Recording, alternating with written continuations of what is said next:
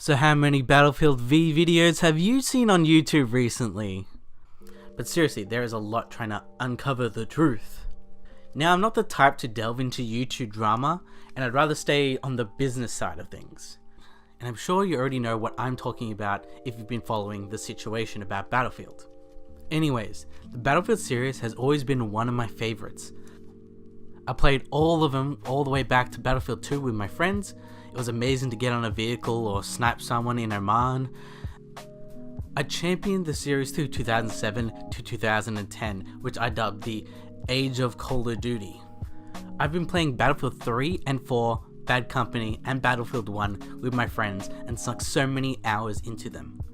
So why aren't I excited for Battlefield V or 5, but I think it's actually V? I'll do my best to consider all factors. After all, I may do marketing, but I don't have insider knowledge. So let's start with the first thing that we saw, the reveal trailer. Firstly, I'm not a big fan of these trailers, where it's in the engine and they try to simulate the gameplay and the feel of the game and how it works. Now that's just me, and I'm usually cynical about these types of gameplay that they're presenting. By the way, if you're thinking that the E3 demo for The Last of Us 2 was all natural gameplay and wasn't scripted at all, be ready for some major disappointment on your end. Anyways, I'm not really a big fan of these trailers, but a lot of people are. You can actually definitely see it in the Battlefield 1 trailer, where it's got like 1 million likes. Now, the Battlefield 1 trailer is actually a lot better, and it was kind of a part of a competition against Call of Duty to try to kill it, which is actually really funny because now it's kind of opposite again.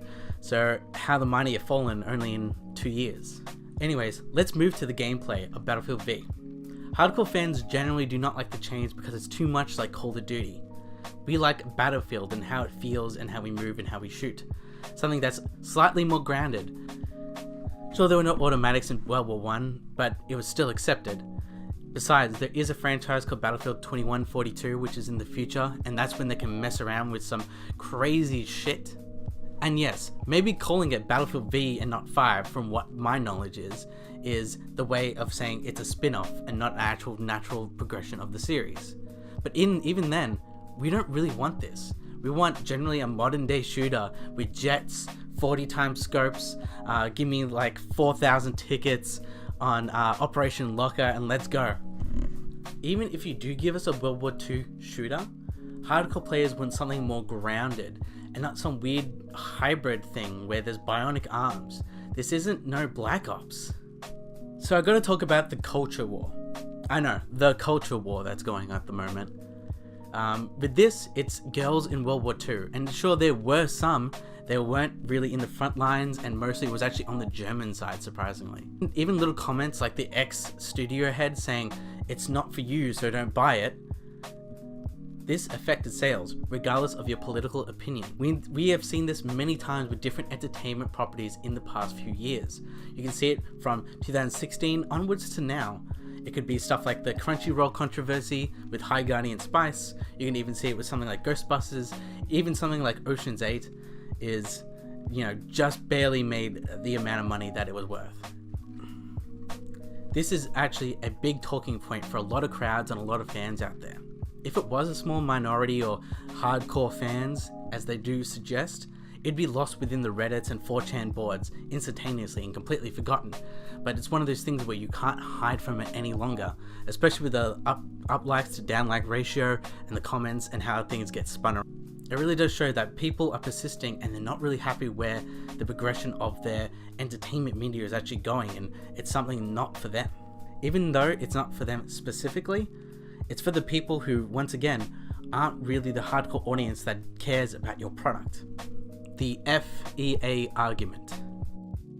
Gamers are actually quite salty, and so much so that Microsoft is still suffering to this day from the debacle that was 2013 with their launch of Xbox One, and really they've been trying to build their way up ever since. So when the same developer DICE gives us some dodgy decisions and trying to make money for Battlefront 2, you can considerately see that their next product should suffer of the way of the market, which is just capitalism at its work. This is also valid. However, Battlefront 2 did sell 7 million copies, which is quite big.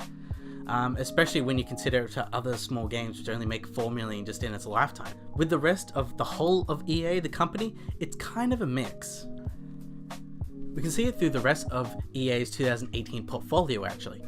A small game like A Way Out sold only 1 million copies in just 2 weeks. That's a pretty good feat. And I also do not count the sports games because, well, they mostly appeal to normies and they aren't the ones who know about the EA hashtag or know anything really about the controversies at all. They're the ones that just buy one sports game a year and one shooting game this year, but obviously it's not Battlefield this year. It's placement in the market, which is once again also correct. It's almost like they didn't learn from the placement of Titanfall 2. A great game, but overshadowed because it was placed right next to Call of Duty and Battlefield 1, you know, devouring their own market. Apparently this game, Battlefield 5, or V, is selling much worse than that. That's a feat that's really hard to do. This is another reason as well. It's not as busy of a season as it could have been, however everyone's trying to stay away from the game of all games, which, you know, if anyone knows anything about the game industry, is anything got to do with Rockstar, and that is Red Dead Redemption 2. If anything, I'm scared for Shadow of the Tomb Raider not doing so well, and how that will perform.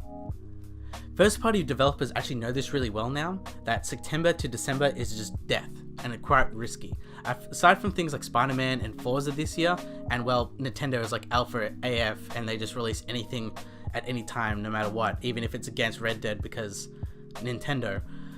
Everyone in the first party genre just stays away from that time and actually started release early in the year, which is a really good strategy. You know, Microsoft this year had State of Decay 2 and Sea of Thieves, and Sony was really good with God of War this year. And it worked well, and it really performs, and they get the time that they need to. Every year there is a loser, maybe even two, that don't sell well, and it's much like films. There's always going to be a bomb or two in the industry. Battlefield had confidence, but all the decisions for this game is a disaster and has let it be more talked about than people actually going to buy the product itself. So overall, all the problems that Battlefield V has, it's just a mix of a lot of different things that came out together. It was never really one thing, and to blame it on one thing is just, well, kind of childish. You know, the way business works is there's multiple factors that go into a reason or a problem. The real question is how much loss of sales did either change of gameplay, SJW pandering, FEA, or the placement in the sales of the market really damage Battlefield V? We don't really know that, but you can tell it's a definite amalgamation of a storm. Either way, the developers DICE and publisher EA has done nothing to remedy any of these problems. So as a marketing person to another marketing person in their PR or anything like that, what the hell are you guys doing? Thanks everyone for watching my video. Once again, I'm gonna do the whole YouTube spiel of like, subscribe, do the whole thing. I'm trying to, you know, beat the YouTube algorithm, do a little bit more of these analytical videos and really get into the whole point of the whole reasons. And you know, I still run that podcast. We're gonna upload daily. That's the Pancake Parlay, where we just talk about video games and things like that. And yeah, guys, have a nice day.